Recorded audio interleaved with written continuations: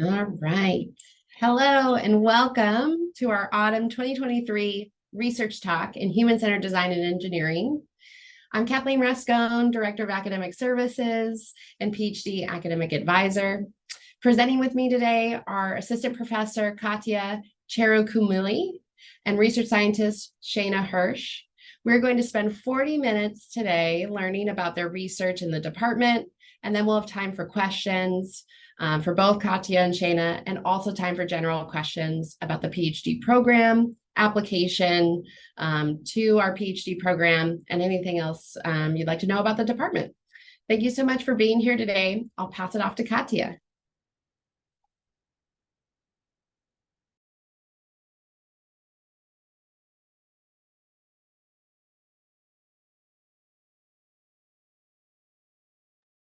Sorry, when I shared my screen, the unmute button went away. Hi, everyone. Can you see my screen okay? Let me just make it full screen. There you go. All right, I'm going to get started. So my name is Katya Cherukumilli, and I am, sorry, one second. Is my computer freaking out? Give me a sec. Can you still see my screen, Kathleen? It went away. Okay. We're no longer sharing. Okay, sorry, one sec. This is that Zoom thing where it either makes your Zoom controls go away or make the screen go away. Okay, now can you see it? Perfect. Okay, great. Hi, everyone. My name is Katya Cherukumilli. I'm a new assistant professor in the Human-Centered Design and Engineering Department, and I'm really excited to share my work with you today. I lead the Safe Water Equity and Longevity Lab in the department. So just to give you a bit of background, I got my undergraduate degree at UC Berkeley in environmental sciences and global poverty in practice and energy resources. Then I went on to get both a master's and PhD at Berkeley in environmental engineering with a designated emphasis in development engineering. And after that, I did 2 postdoctoral research experiences, one at University of Washington and CEE, and another one back at Berkeley. So today I'll just share with you kind of the work that I've done in the last 10 years related to increasing safe water access. So as I mentioned, most of my research is centered around the Sustainable Development Goal number 6, which is aiming to provide universal and equitable access to safe and affordable drinking water for all by 2030. So this was set over a decade ago. And let's break down the definition a little bit to understand what the United Nations and the different international organizations were thinking when they created this goal. So in terms of equity, they actually don't define it, but we can imagine from other sources that equity can be defined in terms of safe water access as access not being correlated with other aspects of a person's identity. That could mean that you have true equitable access if it's not correlated. Then what is access itself? The UN defines this as water being on premises and being sufficiently available when needed. So every day, a majority of the week. And how do we define safe? In terms of drinking water, the UN says that the water sources have to be from improved sources. So things like surface water would not count as improved. We're talking about piped water or wells that are protected and covered. And in addition, in terms of the quality, it has to be free from microbial and chemical contamination. So just in 2020, this research from the World Health Organization and UNICEF demonstrated that 1 in 4 people around the world actually lack access to safely managed drinking water. So this was only a few years ago that this report came out, and it's quite concerning because this means we are actually quite far away from reaching this goal of universal access. About 2 billion people are actually lacking access currently. And a lot of this data is focused on microbiological contamination that's causing the water services to not be safe.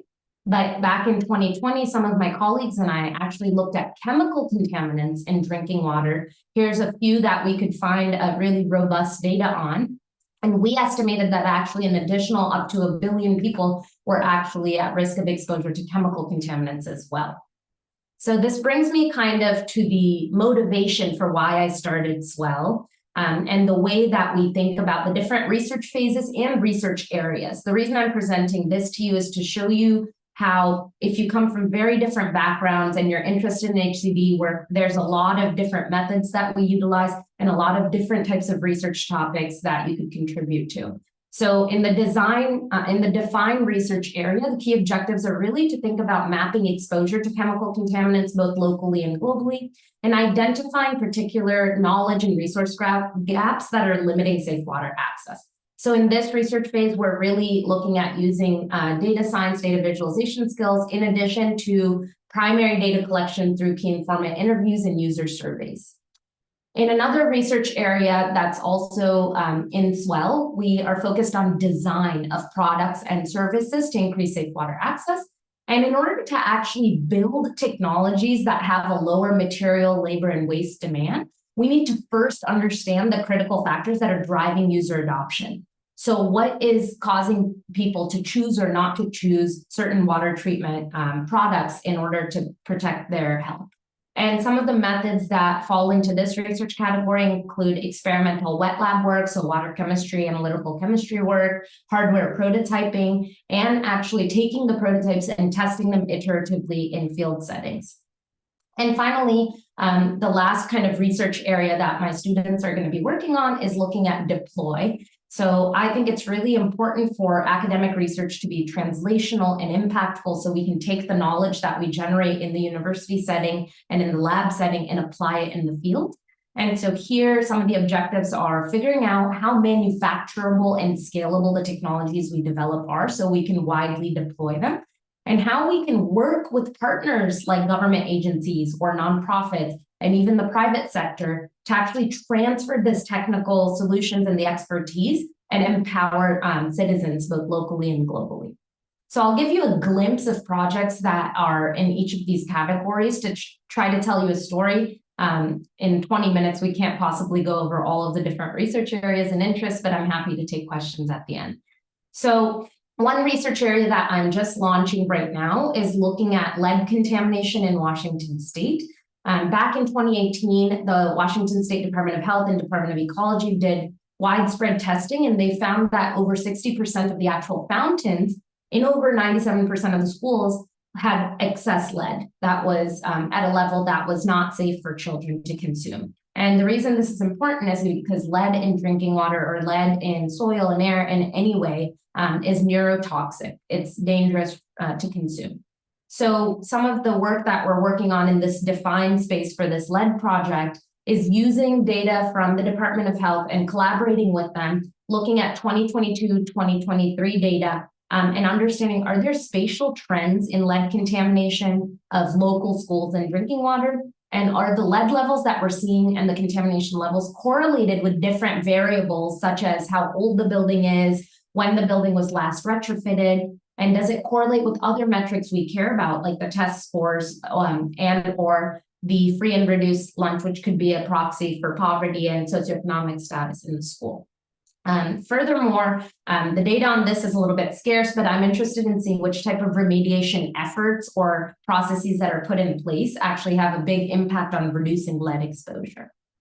So stemming from this research area, which I got interested in because it has a local impact, a grant that I recently applied for related to this lead project is really looking at the design and development of portable biosensors to monitor local water quality. And this idea stems from some recent research that demonstrated that aptamers, which are single-stranded DNA or RNA molecules, short strands of DNA or RNA, the research demonstrated that these aptamers have a natural affinity to kind of be attracted to or bind heavy metals, such as lead. And there are actually existing technologies that are used to sequence DNA and sequence aptamers. This is used by biologists around the world. It's a portable genome sequencing technology called Oxford Nanopore. And zooming into this little device that you see on the left, which is about the size of a USB drive, we can see this graphical representation on the right that shows how it's constructed to actually sequence a genome. So there is a synthetic nanopore protein that's embedded in a polymer membrane, and as double-stranded DNA is going through it, there's a ratchet mechanism that allows it to be a single strand, and every single nucleotide is actually being able to be measured. So here I'll show you a video. On the top, you can see a nanopore protein, and you can see an aptamer going through the polymer membrane. And on the bottom, we can see the current signals that change based on which nucleotide is passing through. The way we can actually leverage this existing technology for our cause, which is actually to be able to measure lead or detect contaminants in water supplies, is to first run multiple sequences of tests. First, we'll just run a test where we're passing just water with some ions and lead through it. Then we'll conduct another test where there's no lead, but we're passing just the aptamers through it to detect the change in the current signal. And finally, we'll have the contaminants such as lead and the aptamers and see how the signal changes. And by deconvoluting these current signals using machine learning algorithms and other processes, we can actually say this much lead passed through the nanopore device. So this is something I'm really excited on working on, and we're hoping to hear back from an NSF grant soon in collaboration with faculty in environmental health at UW, in addition to computer science and electrical engineering. So it's kind of a big team project.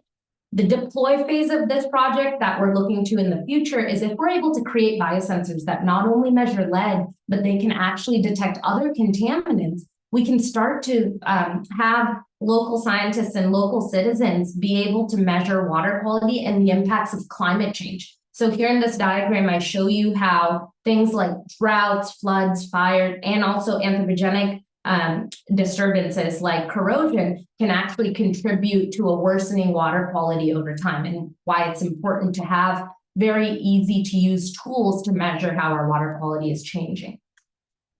So now I want to shift to another project, and this one is looking at some postdoctoral work that I did at Berkeley recently of scaling up a device called a passive chlorinator in Western Kenya. So before I go into the details, just to tell you what a passive chlorinator is, it's a device that can automatically disinfect water supplies by adding chlorine without requiring electricity and without requiring daily user input. And the reason why we were interested in implementing these technologies in Western Kenya is because there are a lot of healthcare facilities that we did preliminary surveys in, working with our nonprofit partner CARE. And we recognized that at these small scale healthcare facilities, they were using a lot of different water sources for everything from providing water to patients, in addition to using water during procedures like deliveries and surgeries and so on. And what we measured and recognized is that these different water sources were all untreated and did not have a residual chlorine disinfectant present in the sources to protect the people from microbial pathogens and viruses and so on. And so we recognized through our surveys that people were using groundwater, mixing it with rainwater in storage tanks overhead, and mixing that with piped water from Lake Victoria. And here in these pictures, you can see some of these early stage prototypes that, as we were trying to understand the problem, we were implementing and working with community health volunteers to detect how they were performing. In addition, in this define phase of the project, we did some water quality measurements, and we recognized that maternal and delivery wards, which are of special concern to us because children are especially sensitive to water contamination. We recognized they were using water with high microbial contamination, and also salinity, excess salt was a problem as well. So in the next phase of this project, we actually went with cardboard prototypes of different passive chlorinators, those devices that can disinfect the water supplies. And we met with local nonprofit leaders as well as health officials to get some feedback on what they thought about the design. And here I lay out some of the feedback that we got to show how important it is to engage users from the very early stage of any research. Their feedback dramatically changed and modified our device. And some of the examples are the device shape itself. For example, people thought it looked like a utility box. So then we started to design something that had more rounded edges that was less like the shape of a utility box. Other things where people were having trouble seeing where the water was coming out of the device, so we had to create a cutout. And we recognized that during the rainy seasons in Kenya, the actual existing material was starting to rust and cause problems, so we changed the actual material with which we were manufacturing the device. So here I'll show you kind of the most recent version of it, although there have been some changes made in the last few months that are not reflected here. But the reason why I call this deploy is because we're thinking about mass manufacturing this device. And this is a rendition that we showed to some manufacturing companies in Kenya when we went this past spring to ask, can you actually, do you have the machinery to make these different parts and molds so we can mass manufacture this device? I won't go into the details of what all the features are, but basically it locks, you fill in chlorine, and as water comes in through the pipe, it automatically disinfects and adds the right amount of chlorine proportional to the flow of water. So these are just some of the different projects that I wanted to share with you. I have a few other slides, but maybe we can take some questions and then I'm happy to go into some of the other details. We have about 5 minutes. Great. Thanks so much, Katya. Okay, do we have any questions from the audience? And if we don't have questions on this current part, I can go over some of the extra slides I have to show you. Photos are beautiful in your slides. Thank you. Colorful. Okay, I'll continue and share a few more slides since I have a timer going and we have a few more minutes. One sec, let's go back in here. Okay, so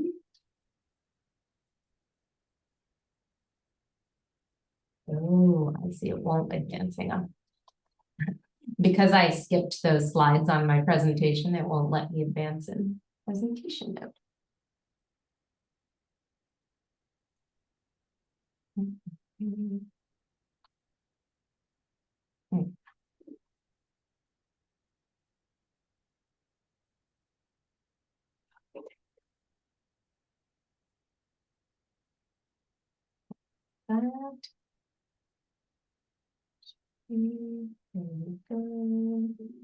Okay, another exciting project that we're working on with HCDE students this quarter is through my directed research group. So here what we're doing is a campus-wide, well, College of Engineering-wide drinking water infrastructure survey.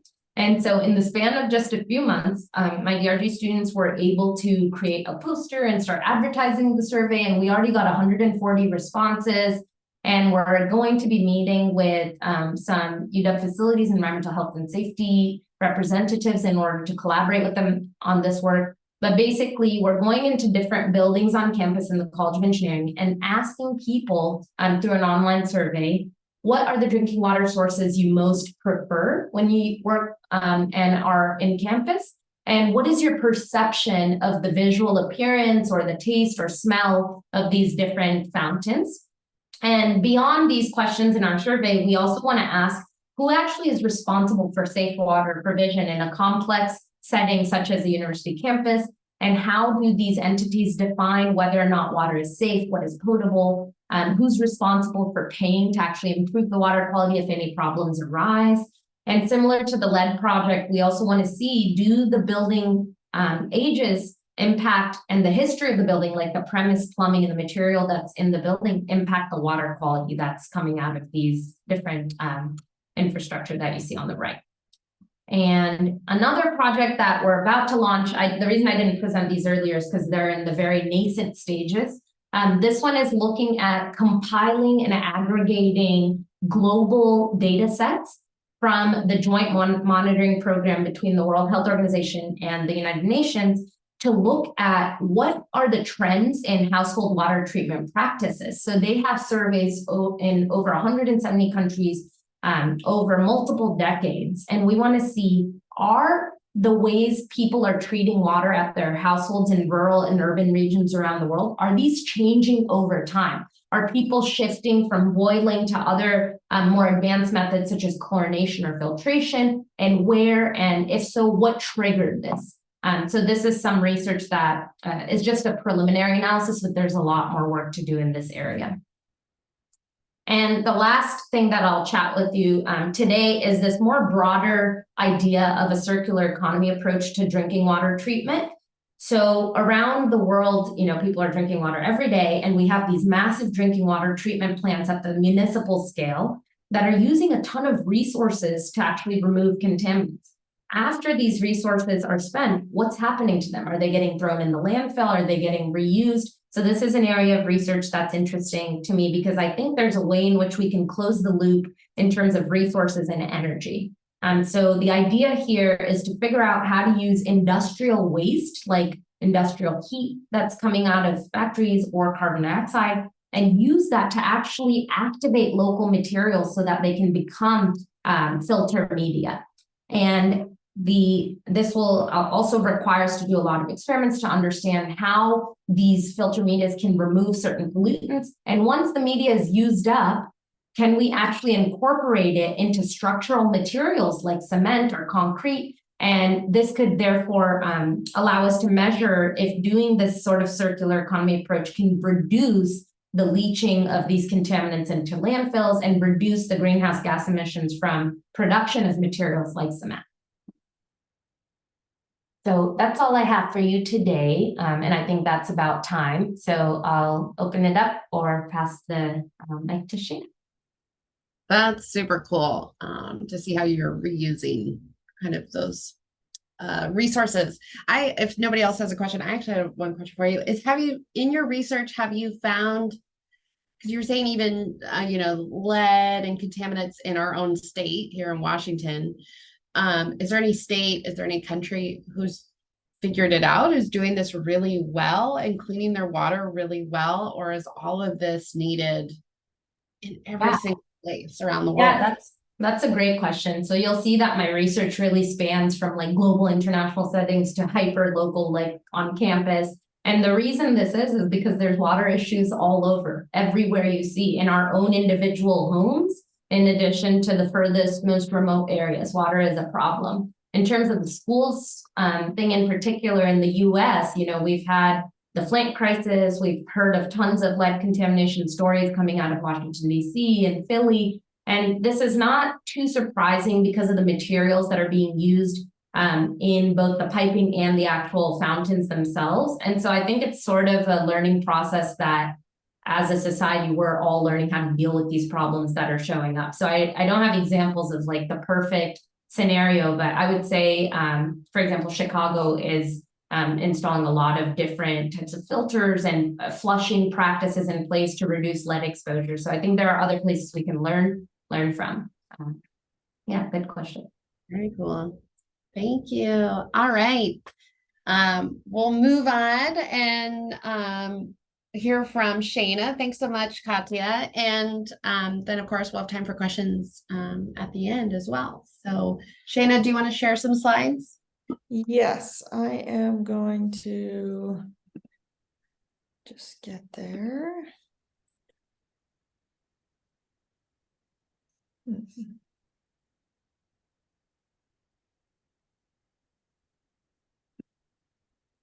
think this will work. Let me see. I see your Zoom screen. There we go. Okay. Is that gonna work?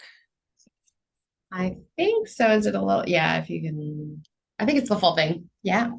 Okay, great. Yeah, thanks, Katya. Really cool that we're getting to both talk about our topics today together because they're very related and there's some real interesting synergies there. So my name is Shana Hirsch. I am a senior research scientist in HCDE. I've been here for about 6 years now.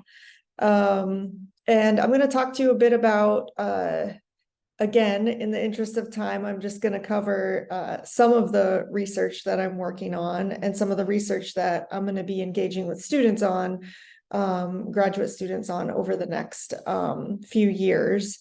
But there's definitely other things as well that I could talk about.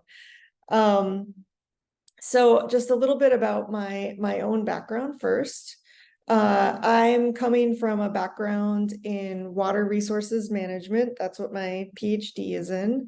So I have a kind of interdisciplinary background that spans from restoration, ecology, climate adaptation and into policy and management. So I also just want to mention that I am a first generation college student, coming to this from a background where my family has worked in natural resources. That's where their livelihood came from, farming and logging. So I bring that perspective as well to my work. And you can see me here in my happy place, looking for amphibians in the streams. But that's not, even though I'm a scientist and I get out and I get my feet wet and do field work, a lot of the work I do here is human-centered. So the reason why I ended up here in human-centered design and engineering is because my interests in ecology and ecological restoration really came head to head with humans and with society, and how we're actually going to deal with these complex natural resource problems that we have and that we need to solve, and that are getting even more complex with climate change. So here you can see me in my, well, I'm not in this photo, I'm taking the photo, but this is my other happy place, which is in the field with students, and in this case, ranchers and tribal members, discussing what to do about declining water in central Idaho. So one of my my loves is to be out in the field with students and with the people who are actually dealing with these issues, and to try to figure out solutions on the ground. So I have a few different research themes. These cover renewable energy futures, conservation technologies, and ecological restoration. I'm going to talk today mostly about the renewable energy futures theme, although I'll touch on the other two as well. So the questions that I'm asking are really about the intersection of society, technology, science, and the environment. And that's what I think really this creative place, this creative space of human-centered design and engineering is really good at. We can come together here and bring a lot of different disciplines and a lot of questions together, and kind of play with these ideas and play with these solutions in a creative way that maybe other disciplines don't have the ability to do. So some of the questions that I'm asking around renewable energies are, how are we going to understand innovation ecosystems? How do we characterize them? And then how do we make sure that they're supporting novel forms of renewable energy? And this also goes along with how are communities and individuals interacting with these forms of energy as they're being commercialized and deployed. And following on that, we need to ensure that these developments are just and equitable. Because they're renewable doesn't mean that they necessarily are so. So the methods that I use are mostly qualitative. Interviews, surveys, large-scale ethnographies, which in some cases span the globe, global experts. Participatory workshops are something that I love to use, and I think that human-centered design has a real untapped, amazing breadth of resource there that I would like to continue to use and expand on in the field.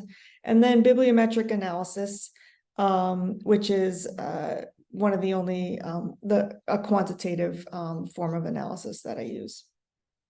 So the theories that I'm really drawing from, besides my background in ecology, are science and technology studies, which has a lot of critical perspectives, science and innovation policy, which leans more into applied work, sustainability transitions, and now leading into the new field of transitions design, really coming from Europe. But these are some really useful theories. And then energy justice scholarship, which is something that I'm trying to bring in more of into my work and finding it really useful. So really where my work comes from is with collaborations. So I have collaborations and funding across a broad array of folks here. I'll just touch on a few. So PMEC, the Pacific Marine Energy Center, I'm the co-director of that center. So a lot of my work centers on that. The Ocean Nexus Center is at the University of Washington, really focused on equity and justice in ocean use. Pacific Northwest National Lab, the U.S. Department of Energy is another major collaborator, and the Environmental DNA Collaborative, which is here at the University of Washington, and many more. So I just want to touch on the Pacific Marine Energy Center because it's situated here at the University of Washington and in human-centered design and engineering. I'm the co-director, and there are 3 institutions: the University of Alaska Fairbanks, University of Washington, Oregon State University. And we collaborate across all of these institutions to try to support innovations in marine energy. And what is marine energy, you may ask? Well, this is on the right here, there's a tidal energy device. You would be able to, if you could look into the water, you would see 2 kind of windmill type spinning blades on either side. So that's generating power from the tides. And on the left, this is a wave energy device, which is actually developed right near University of Washington here in Seattle. A spin-off company from the University of Washington, and this is currently being tested in Hawaii right now. And there's a kind of lowered panel that comes down from the bottom, and hydrokinetic energy is captured through that. So that is marine energy. One of the things that I've been doing is exploring innovation in this sector, which is an emerging technology. So trying to characterize the sector and understand who's working with who, on what topics, and trying to understand how we can support more connections and more innovation in the sector, both nationwide and globally. So this is just an image of some of the bibliometric analysis that I was doing. This is an example. This work is of real interest at a policy level, at a national policy level, for supporting innovation through the Water Power Technologies Office at the Department of Energy in the United States. So these are some of the reports, some images from the reports that myself and others have worked on for the Department of Energy. And these included work surveys and community focus groups to try to understand how developers see a clarity of path forward in innovation in marine energy around different technologies. So again, this is really trying to understand how and characterize the innovation ecosystem of marine energy in the United States. I also work on exploring how communities interact with these nascent technologies. So in this case, I like to, a lot of times when people think of communities, they think of like a community of place, maybe a coastal community or a community that's going to have direct interaction with the physical technology. But I also think of communities as the scientists and engineers that are developing the technology. And I think that that's one place where human-centered design can really come in, is like Katya was saying, at the very beginning of developing a technology, we need to be thinking about how it's going to be used and the implications for its use. So I like to take it back to the beginning and work with engineers across the College of Engineering here at the University of Washington, as well as oceanography, to try to understand how the community interactions may have outcomes from these technologies. So, for instance, one of the projects that I was looking at was trying to understand different scales of the technology and different applications of the technology, and really expand the ways that marine energy could be utilized. Some of these up here include, desalination, marine algae, marine aquaculture. So really kind of trying to start from the beginning and understand the implications of this technology. Also focusing in on the Sustainable Development Goals. I have been using them to help explore equity and justice in emerging technology. And one of the ways that I've done this is to work with the SDGs to try to understand how each of these applications is going to affect sustainable development goals in both enabling and canceling ways. And one of the ways that I've been doing that is by gathering groups of engineers, marine energy engineers, and using some sustainable development goals cards that I developed, and several games that people can kind of play to try to understand how their technology might be impacting sustainable development goals. So it's tools like this that I really want to develop to help support engineers and scientists as they're creating these technologies. Equity and now enter offshore wind onto the scene, and I've been working a lot lately on the implications of potential offshore wind developments on the West Coast. And I have been working with folks across the US, as well as locally here in Seattle, to try to understand equity and justice in offshore wind. And here's where my work gets really applied. I've really, I've been very excited to be able to make an impact on policy through my work. And one of the ways that I've been able to do this is by serving on the Washington State Maritime Blue Wind leadership team and supporting the development of the Blue Wind Collaborative, where we're kind of hoping to set the stage for offshore wind as being something that's driven fundamentally by a need for equity and justice.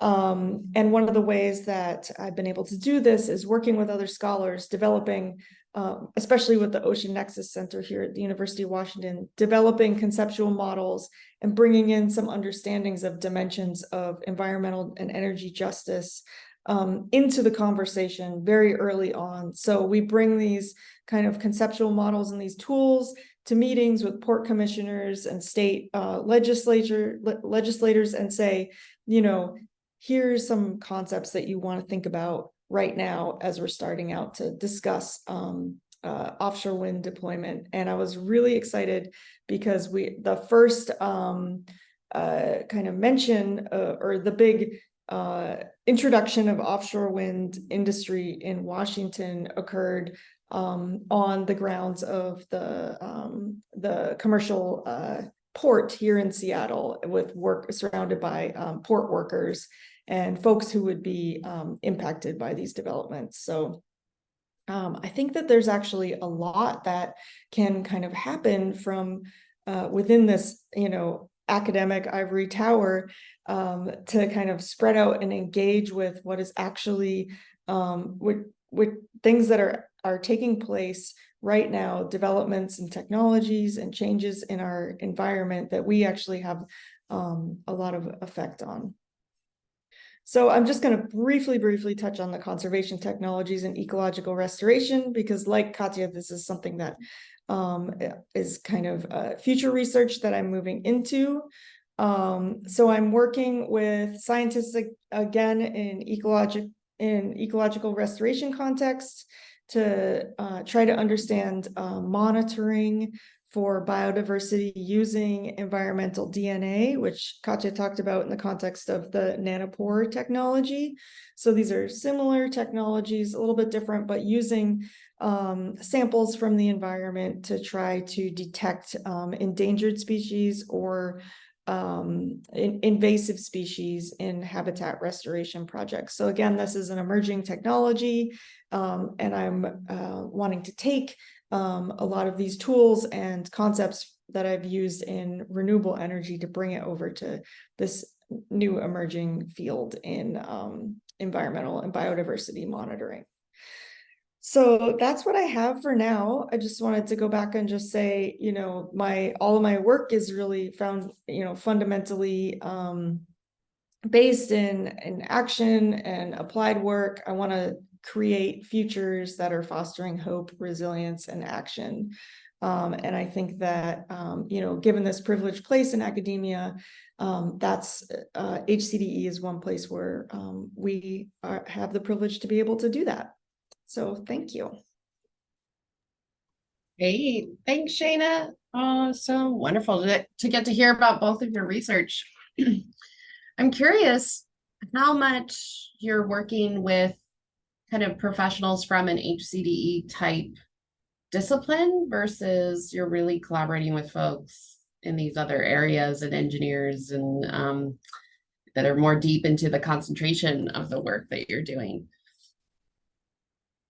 Yeah, I could address that. So I think that what's happening in my work is that a lot of people are coming to me and saying, we need help. We need design tools. We need collaboration tools. Can you help us figure out how we can do this better? So I work with folks, you know, within human-centered design and engineering, but most of the time I'm collaborating with people outside of the field. Yeah, I can see a big need. Okay, I want to open it up to the audience. If you have questions, you could get on the mic and ask your question directly. You could submit them through the Q&A. And while people are maybe thinking about that, I'll just ask one question to either Katya or Shana, whoever would like to answer, about how you work with your PhD students in this type of work and how what that partnership maybe looks like and what skills you maybe are looking for from PhD students who support your work. And I don't know, any examples or anything you'd like to share? Yeah, sure. I can start off. So I'm actively recruiting PhD students this cycle. Since I just started as an assistant professor recently, I want to build out my team. And I've given this a lot of thought in my past mentorship as a grad student and as a postdoc. I've mentored a lot of students. And so I think one of the most important things is to set really clear expectations on both ends so we can get a clear understanding of each other's personal and professional goals and how we can support one another in reaching kind of that next milestone. And part of this setting expectation is having a really open communication and understanding the styles in which we work and want to be mentored. So some students I've noticed need much more structured mentorship style and regular check-ins and deadlines, whereas other students prefer to kind of consult their advisor when needed. Regardless, I like to meet with the students pretty regularly. And I think another important part of my kind of how I partner with students is to create a culture of partnership across the group, a culture of support across the lab group. So in my own experience, I was mentored by my peers and postdocs and research scientists in my graduate school group. And I think that worked really well so that students realize that one person can't meet all their needs and that we can identify kind of who can help provide the resources that's needed. Yeah, I definitely agree with a lot of what you've said there, Katya. I think I just add that I like to, identify what people would like to gain in terms of their competencies, which I think could be really different for different people, like depending on their career goals, like you're saying, and identifying those is really, really important. I mean, I see like moving into a PhD, you're taking a risk in, moving into a professional development phase that you're going to be putting a lot of work into. And I want to make sure that, that time and energy and everything is well spent and going to move you in the direction that you want to go. Yeah. Great, thanks. Okay, we have a question from Nani. Yeah. Thank you, Dr. Shana and also Katya. I have a question regarding for Dr. Shana on your research of qualitative methodology. Because I came from a background of economics and also design, I kind of combine research methods that is also more like practical, but also have a hint of more speculative design and critical design, and working also towards like ecosystem or ecological futures with different species.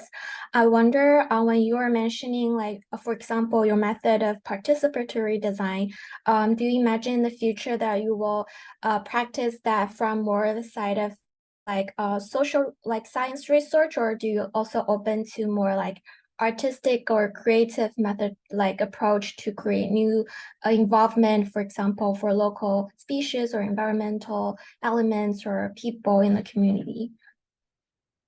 Yeah, that's a great question. I think that one of the things that I value a lot about this department is the creativity. And even just bringing the design methods of, say, like those sustainable development cards to engineers who are really used to thinking along like more calculated perspectives, like it really opened up a lot for them, and a lot of great conversation and ideas came out of that. So I think that being creative and pushing the limits of what people imagine engineering and science to be is the fun part of the job, and that's what I really want to do more of. Yeah. Good to meet you.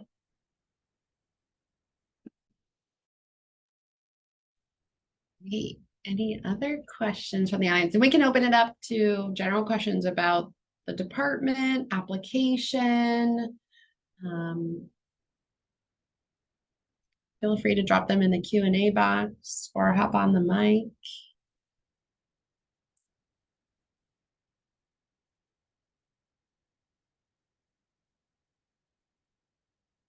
Okay, I'll ask another question then to our panelists here. I'm curious because you've both done PhD programs yourself. What are some unique things you notice about being in HCDE and the support from this department at UW? It could be anything. It's not even anything specific about your research, but more about the culture or community or even research. Just anything you've noticed so far. I think the HCD community is really fun. Like Shana was saying, everyone's super creative, and the fact that all of our research is centered in kind of the user experience and the human element of it makes it really cool, because people are very empathetic and compassionate. And at the same time, the research that they do is so vastly different that it's really interdisciplinary and quite fun. Like last night, I went to a robot showcase where there was like dancing robots. And I think that's just one example of how like vast the research spectrum is in the department. Another like very specific detail, I love Jane's tea times. We have a tradition of a weekly tea time where students, faculty, staff come out into the hallway, and we have coffee and tea and snacks. And it's just a nice way to socialize and for everybody to just, catch up. I think those are two examples of why HCD is fun. Yeah.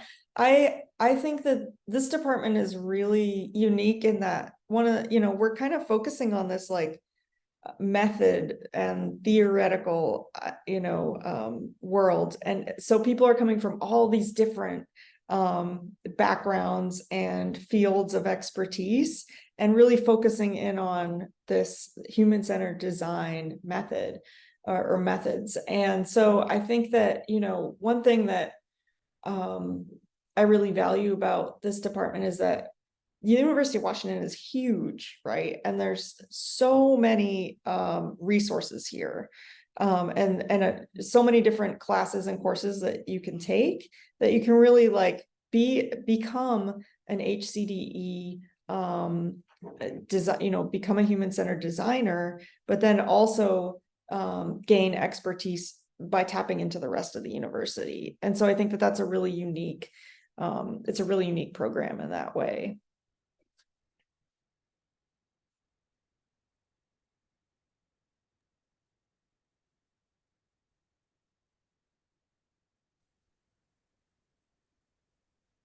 All right. Kiri, maybe?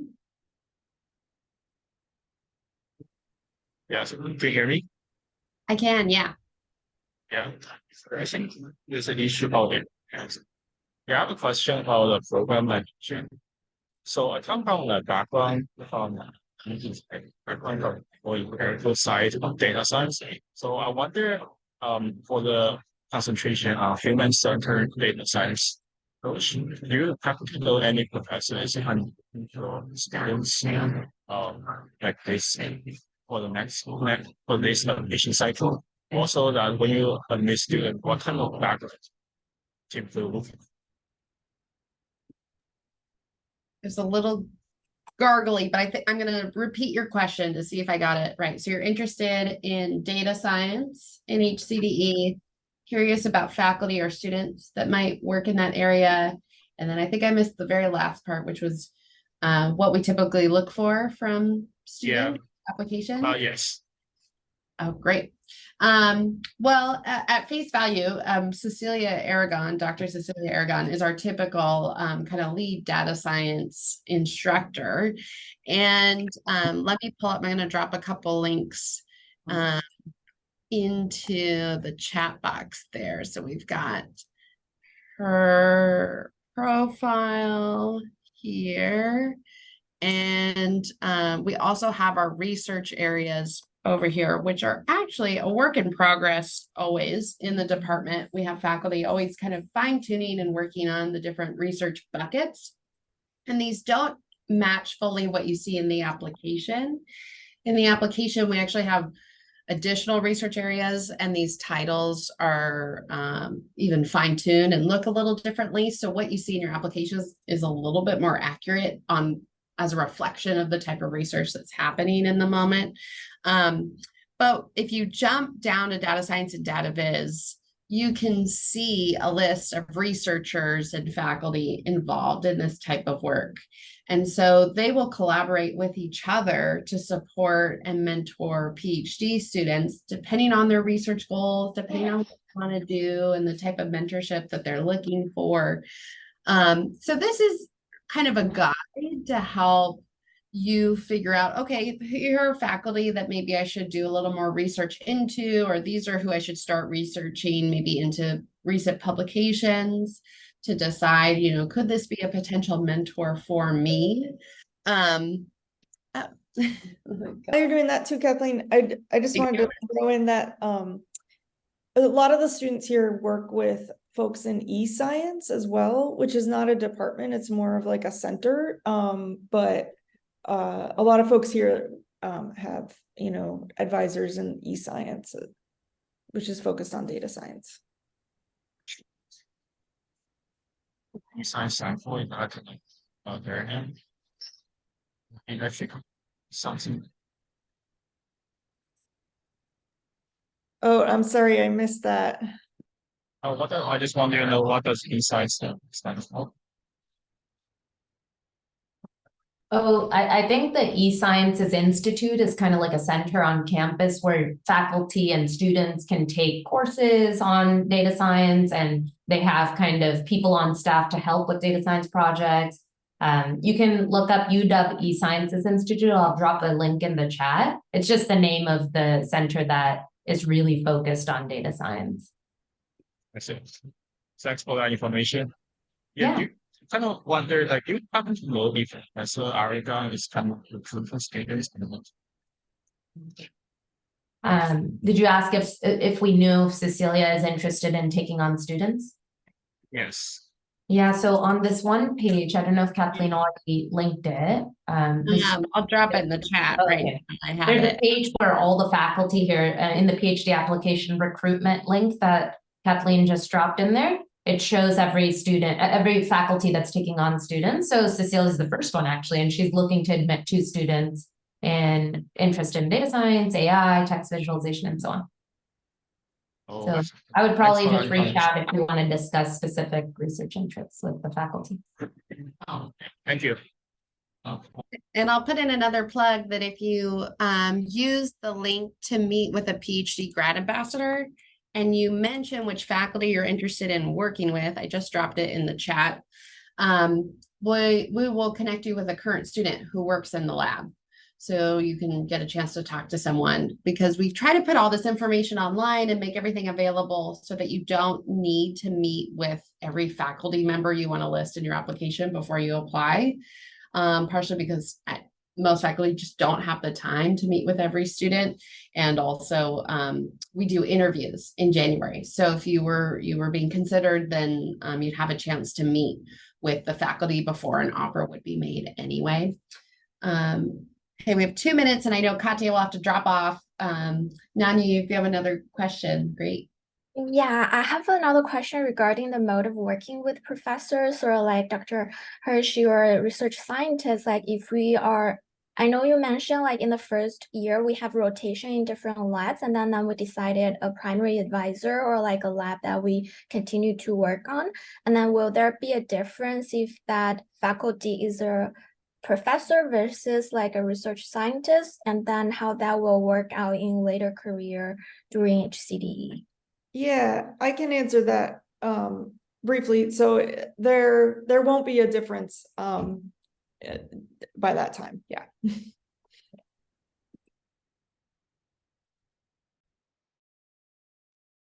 I would just say too, like the support, when a PhD student comes into the department, the support looks very similar across the cohort, especially in your first year.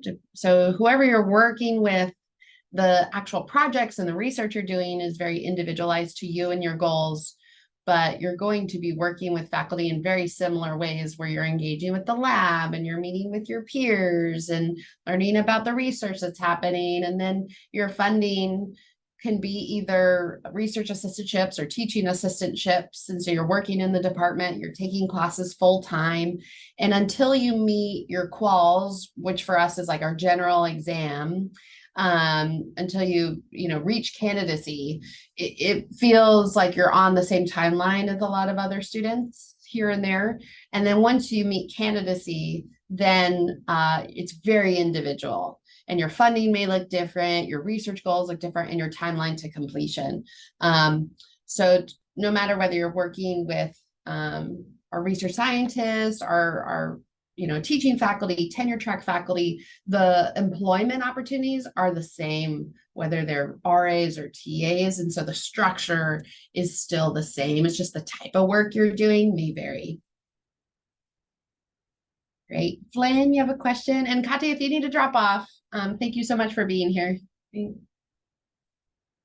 problem. I'll hear the last question and then about. Great. All right, Flynn.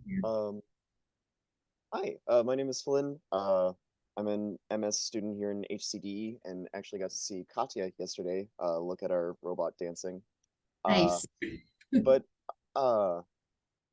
as someone who came from a non-centered design background, I'm kind of interested in how, as you're getting your PhD, what your project and research and how it changes over time. Since doing a little bit of research, I've noticed like sometimes projects can completely shift, like from what you first go in and what you're first expecting to what it ends up being.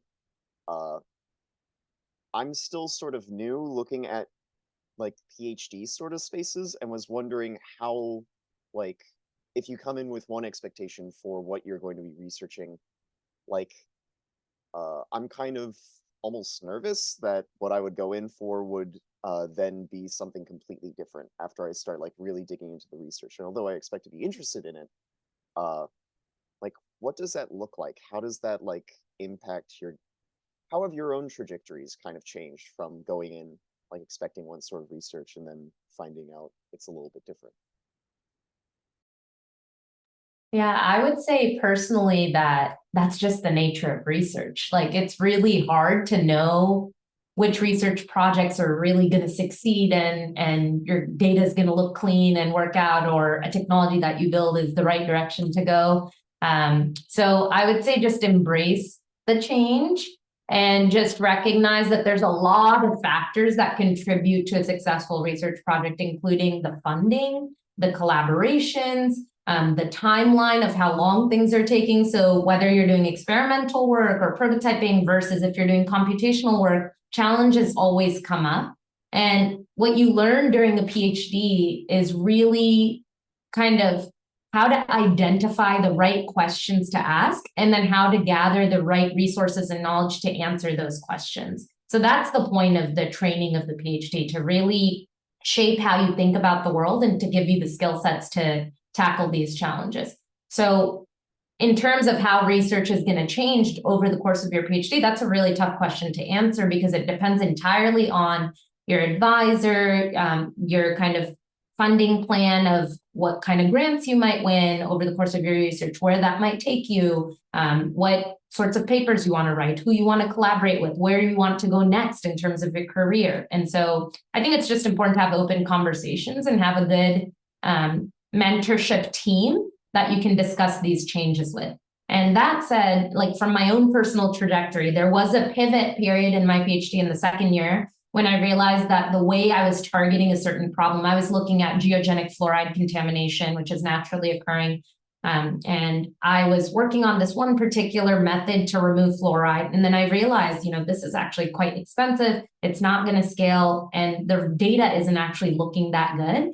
And I made a hard pivot after doing 2 years of lab work. I basically was like, I want to work on this other aspect of it. And luckily I was able to, because I had the NSF-GRP and I talked to my advisor and we had discussed kind of the change, and he was kind of supportive of it. And from then it was kind of smooth sailing. Once I had recognized that something wasn't working and I was honest about it and then shifted, then things started falling in place, and I was starting to publish my papers and get more data, and did some field work and so on. So I think it's just a matter of being honest and having open communication and recognizing that a lot of complex factors go into it. Cool. Thank you so much. I think a lot of people expect your research to change and evolve. I think it's pretty rare that somebody comes in knowing exactly what they want to do and they just finish with exactly that idea, because the barriers you face and the more you learn and things that just you uncover, and also your interests just move around too as you go. Also, life is really about the journey. I mean, like, I started out in environmental sciences studying climate change, ecology, and renewable energy when I was an undergrad. And then I went through environmental engineering, and then now I'm in human-centered design. It's like, you have to embrace the way that the journey is going up and down. And there's a lot of twists and turns, and that's okay. Yeah. I have to head out. Sorry. Nice seeing you all. I got it. Yeah, I definitely agree with Katya. I think that you can kind of see from our own research journeys that things have changed. They will change. Oh, thank you. That gives me much greater confidence. Thank you, guys. Okay, well, I'll stay on a little bit longer, but I'm just going to officially wrap up and say thank you so much to our presenters for being here. Thank you to all of you being here to listen and ask questions and to learn more about HCDE. So thanks so much. I'm going to pause our recording